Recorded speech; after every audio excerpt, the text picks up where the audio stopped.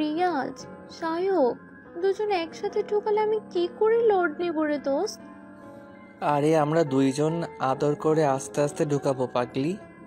আমার খুব ভয় হচ্ছে রে রিয়াজ সায়ক। আরে ধুর, ভয় পাস না, আমরা আছি না।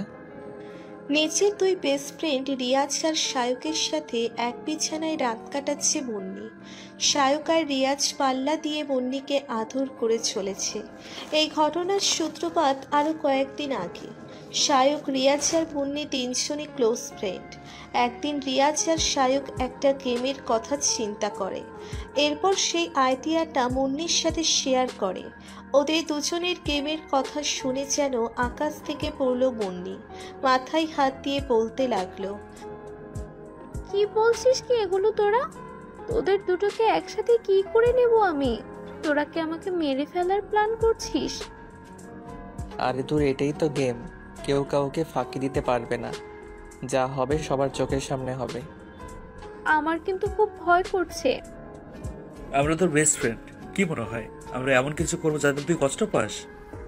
আরে থাম তো, আমার ছেলেদের ভালো করেই জানা আছে ওই সময় মাথা ঠিক থাকে না তোদের, তখন হাত পা ধরেও রেহাই পাওয়া যায় না। এই তুই এত কিছু জানিস কি করে? নিশ্চয়ই আগের এক্সপিরিয়েন্স আছে। সত্যি করে বল, তাহলে কিন্তু হবে।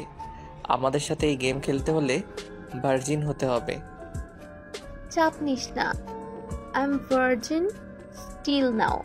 তোরা নিজেরাই তো দেখতে পাবি। আচ্ছা ঠিক আছে, তাহলে এবার টাকা পয়সার ব্যাপারটা সেরে নেই।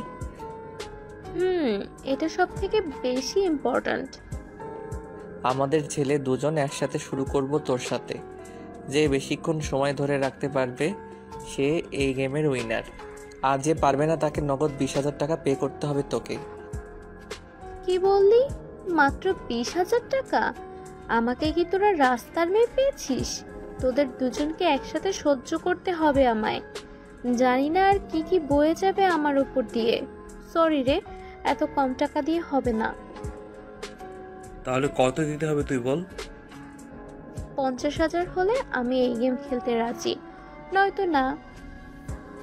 এই শালি, এতগুলো টাকা জীবনে চোখে দেখেছিস? যা খুশি বলে দিলেই হলো। আচ্ছা ঠিক আছে ভিখারির দল, তোদের মুখের দিকে তাকিয়ে আরো 10 কমালাম। 40 হলে চলবে? আমি রাজি। আচ্ছা ঠিক আছে, তাহলে 40-এ লক করি। তাহলে কখন হচ্ছে গেমটা? সেটা আমরা তোকে জানাবো। আচ্ছা বুঝেছি, খেয়ে দে ফিটফাট হয়ে আয়, আমি প্রস্তুত। আর সাথে করে টাকাটাও কিন্তু নিয়ে আসতে হবে। হ্যাঁ, আসবো। এরপর রিয়াজ আর শায়ক এক সপ্তাহ পরে নিজেদের গেমের ডেট জানালো মুন্নির কাছে। ওরা তিনজন একটা হোটেলের বেডরুমে দেখা করে। মুন্নি মাঝখানে বসে আছে, রিয়াজ আর শায়ক দুই পাশে। ওদের সামনে একটা টেবিলের ওপরে দুটো 40,000 টাকার বান্ডেল রাখা। যে জিতবে সে নিচের বান্ডেল ফেরত পাবে, আর যে হারবে তাকে বান্ডেলও হারাতে হবে। মুন্নি রিয়াজ আর শায়কের দিকে তাকিয়ে বলল, কি হলো, শুরু করছিস না কেন? কেন রে, তর্স হইছে না বুঝি তোর?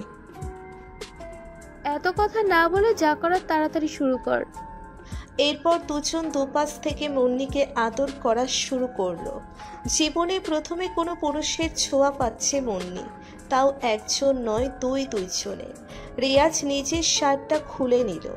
এদিকে শায়কও ওর দেখা দেখি শার্ট খুলে নেয়। মুন্নিকে বালিশের ওপর শুইয়ে দিয়ে দুজন ওর পা থেকে মাথার দিকে চুমু দিতে দিতে এগিয়ে আসতে থাকে।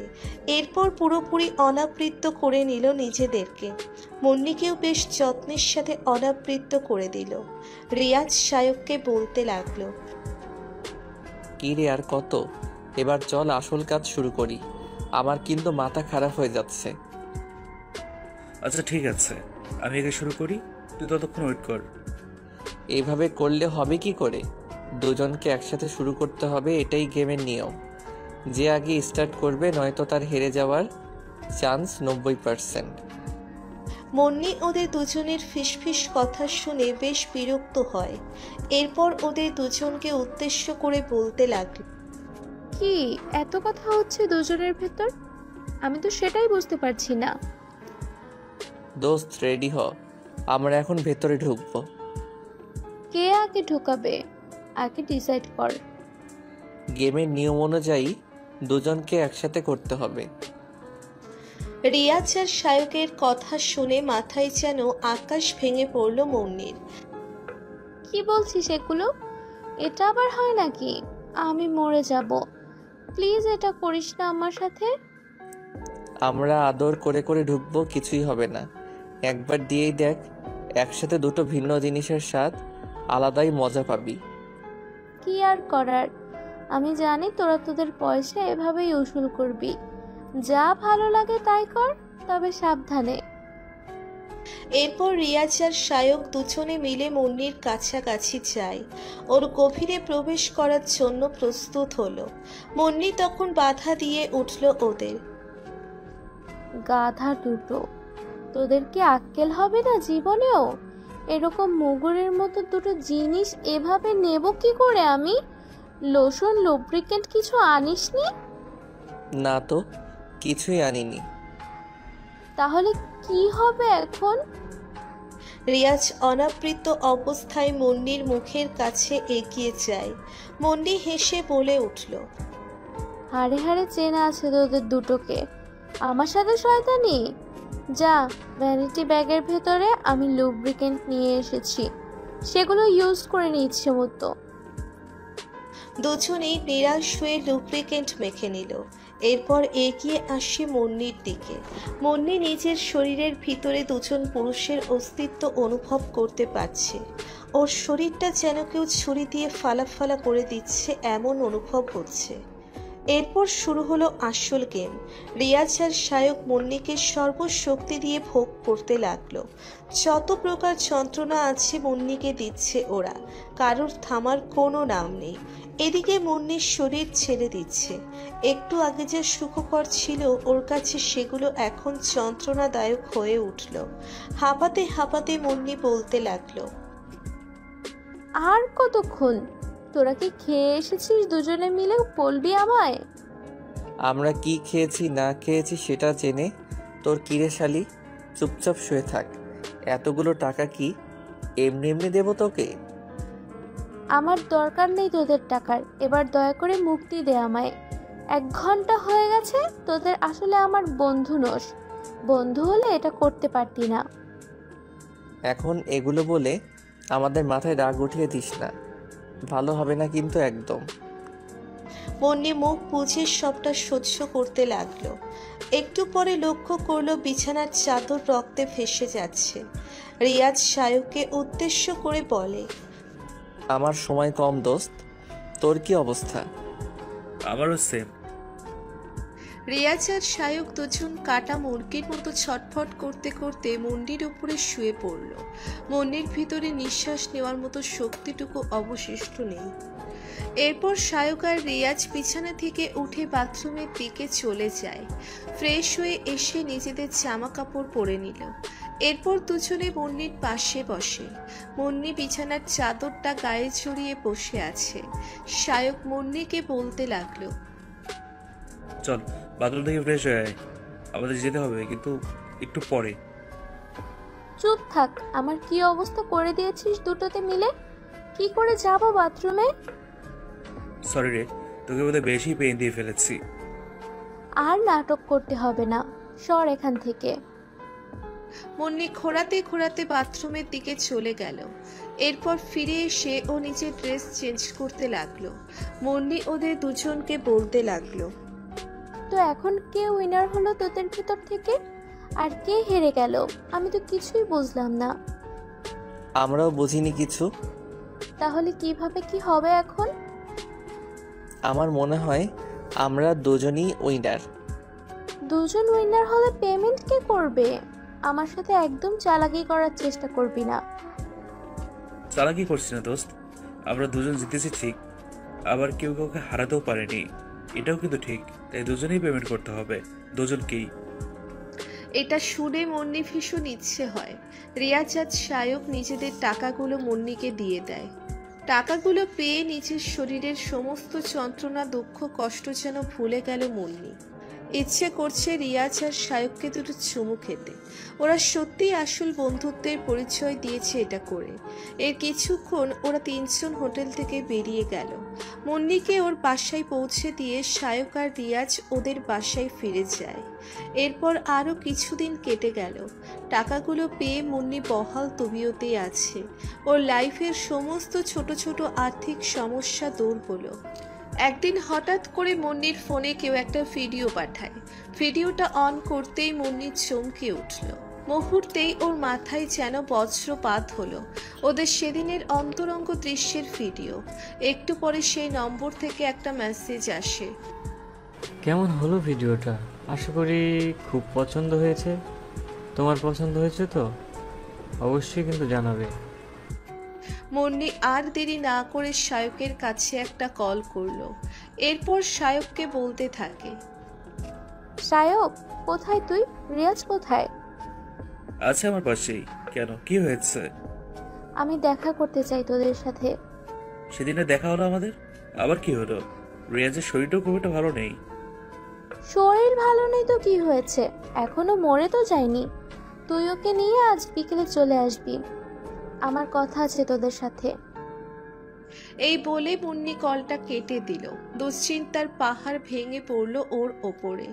এরকম কিছু ঘটবে মুন্নি আগে বুঝতে পারেনি। যাই হোক, বিকেলবেলা রিয়াজ আর সায়ক মুন্নির সাথে দেখা করে। কি হলো, এভাবে ডেকে পাঠালি কেন আমাদের? ওরে কি বলা যেত না কথাটা? এত ঢং করিস না আমার সাথে। আমি কেন এত সিরিয়াল ডেকে পাঠিয়েছি তোদের সেটা ভালো করেই জানিস তোরা। কি বলতে চাইছিস? কিছু তো বুঝতে পারছি না আমরা। ছি, আমার তোদের বন্ধু ভাবতেও লজ্জা করে। কি ভেবেছিলি আমি নিজের শরীরের চাহিদা মেটাতে তোদের সাথে শুয়েছিলাম? আমার টাকার প্রয়োজন ছিল, ইভেন এখনো আছে। তোরা আমার দারিদ্রতার সুযোগ নিলি এভাবে। এত নাটক না করে কি হয়েছে খুলে বলবি? বল, তোদের দুজনের ভেতরে কে আমাদের সেই দিনের মুহূর্তগুলো ভিডিও করেছে? আমার তো মনে হচ্ছে তোরা দুজনেই মিলে এটা করেছিস। রিয়াজ আর সায়ক মুন্নির কথা শুনে একে অপরের দিকে তাকাতে লাগলো। ওরা যেন আকাশ থেকে পড়ল মুন্নির কথা শুনে। এসব তুই কি বলছিস মুন্নি? কিসের ভিডিও? আমরা কোনো ভিডিও করিনি তো। আর কখন করলাম ভিডিও? তুই তো পুরোটা সময় আমাদের সাথে ছিলি। আমি তো কিছু জানি না, তবে এইটুকু জানি এই কাজ তোদের ভেতর থেকে কেউ একজন করেছে, নয়তো তোরা দুজনেই কালপ্রিট। আমি তোদের কখনো ক্ষমা করব না, কখনো না। এরপর মুন্নি ওর মোবাইল ফোন থেকে ভিডিওটা বের করে দুজনকেই দেখালো। ভিডিওটা দেখে রিয়াজ আর সায়ক দুজনেই হতবাক। দেখলি তো নিজেদের চোখে? আমাদের ভেতরের গেমের কথা আমরা তিনজন ছাড়া আর কে জানতো? বিশ্বাস কর, আমরা কিচ্ছু করিনি, কিচ্ছু জানি না আমরা। এখন তোরা কিছু করিসনি। ভিডিও আমি করেছি, আমি আমার সর্বনাশ করার জন্য, উঠে পড়ার জন্য। একদম ভালো করলি না এটা। তোদের দুজনকেই রিপেন্ট করতে হবে। এই বলে মুন্নির চোখের জল মুছতে মুছতে বেরিয়ে গেল। রিয়াজ আর সায়ক বহুবার ওকে পেছন থেকে ডাকে, কিন্তু মুন্নি সাড়া দিল না। এরপর রিয়াজ আর সায়কের ভেতরে তর্ক শুরু হয়ে গেল। রিয়াজ সায়ককে বলতে লাগলো, এটা তোর কাজ নয় তো? আমি কিন্তু কিছু জানি না। এক মিনিট, এই প্রশ্ন তো আমারও। আবার তো মনে হচ্ছে তুই সব করেছিস। না, আমি কিছু করিনি। আমি এগুলো করে কি করব?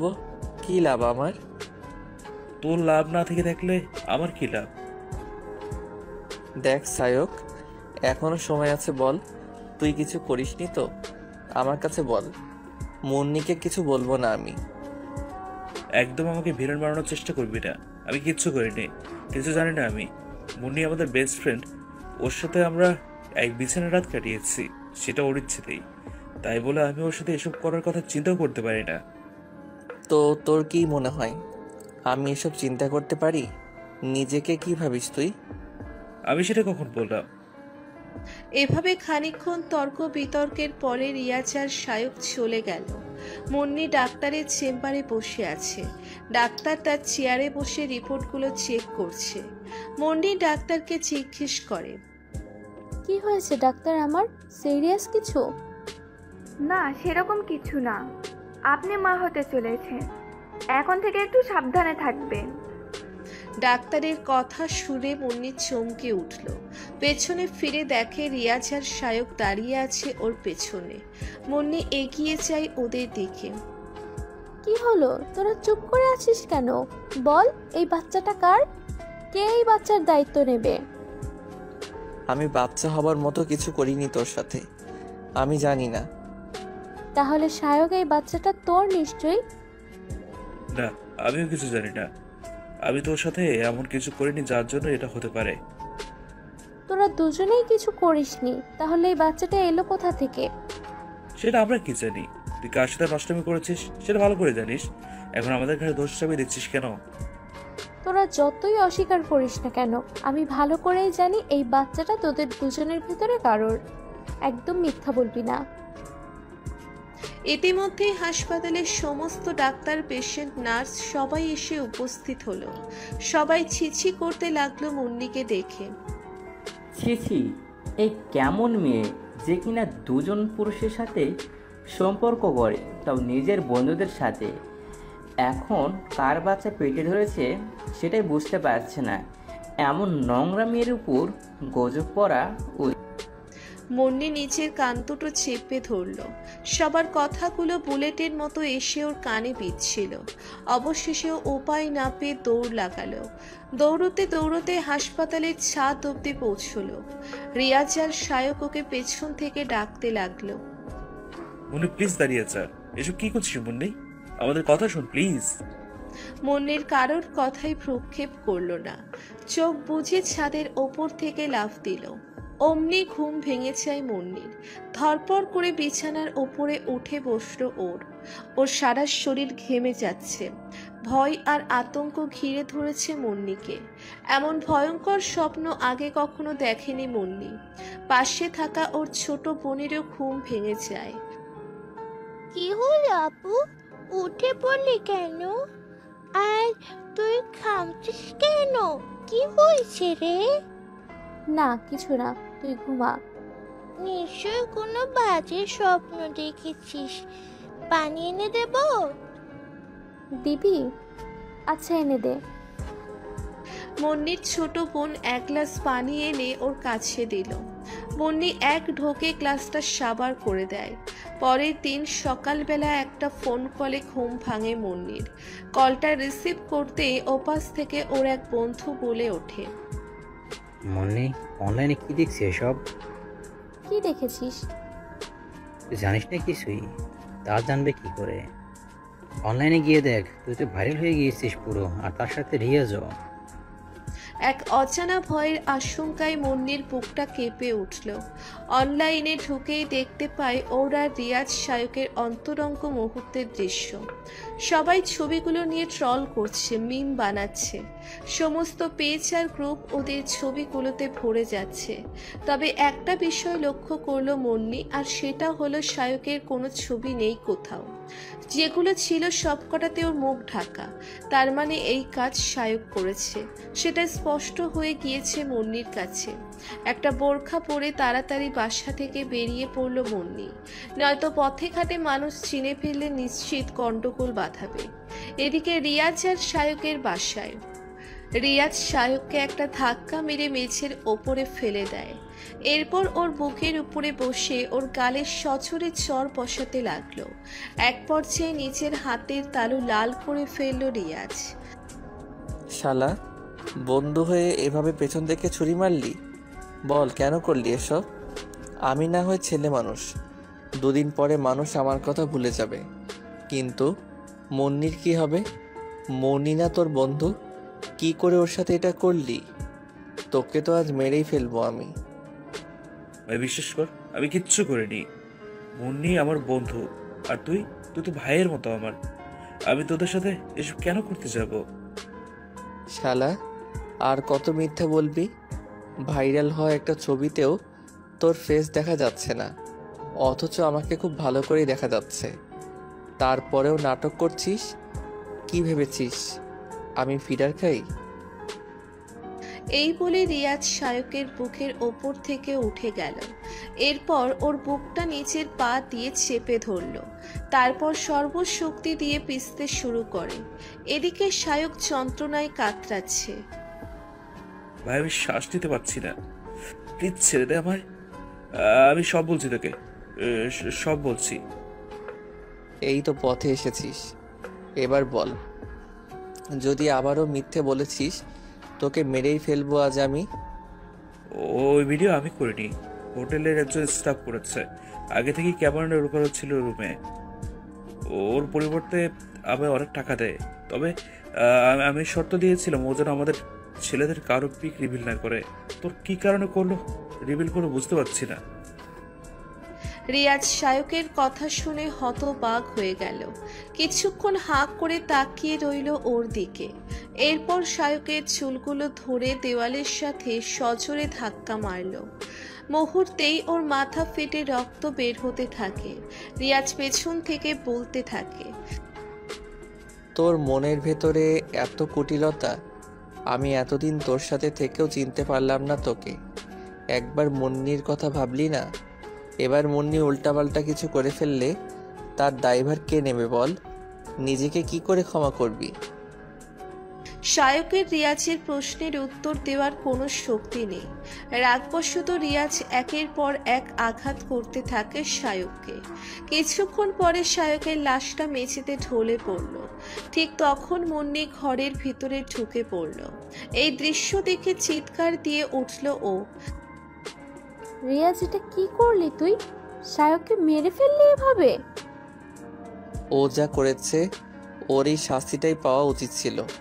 আমি ওর সাথে যা করেছি একদম ঠিক করেছি। মাথাটা খারাপ হয়ে গেছে তোর? তুই নিজেও বুঝতে পারছিস না যে তুই একটা খুন করেছিস? এর ফলাফল কি হতে পারে জানিস কিছু? হ্যাঁ জানি, আমার জেল ফাঁস হবে, তাই তো? ওর মতো বন্ধু নামক শত্রুকে মেরে যদি তাই হয়, আমার কোনো আপত্তি নেই। আমি সত্যিই জানি না এখন কি হবে। আরো আগে আসা উচিত ছিল আমার, তবে হয়তো এই অঘটনটা ঘটতোই না। এরপর পুলিশ আসে। পুলিশ রিয়াজকে গ্রেপ্তার করে। শায়কের লাশ পোস্টমর্টেমের জন্য নিয়ে যাওয়া হলো। মুন্নির নির্বাক চোখ সমস্ত দৃশ্য দেখে চলেছে। নিজের মুখের ভাষা হারিয়ে ফেলেছে মুন্নি। বোরখাটা খুলে রেখে বাসায় ফিরে গেল মুন্নি। পথে ঘাটে লোকজন ওর দিকে তাকিয়ে রইল। অনেকে ভিডিও করলো, কেউ ছবি তুলল। মুন্নি কোনো কিছুতে ভ্রুক্ষেপ করল না। ও এখন আর নিজের ইজ্জত আর সম্মানের পরোয়া করে না।